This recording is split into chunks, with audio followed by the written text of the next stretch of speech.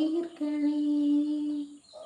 സാമവേദനവിരുണർത്തിയ സ്വാമിയേ, എന്നെ സ്വരപൂജാമലരാക്കി തീർക്കണേ. തത്വമസി പൊരുളേ, നിത്യസത്യതയാമിനിയേ, ഇനി കൽപ്പാന്തമിഴികൾ തുറന്നിടണേ. ഇരുമുടി നിറയുമീ ദുരിതം ഒഴിയണേ. ഇഹപരശാന്തിതൻ അമൃതം മരുളണേ. മനസ്സാകും പൊലിമേലെ വാഴണേ.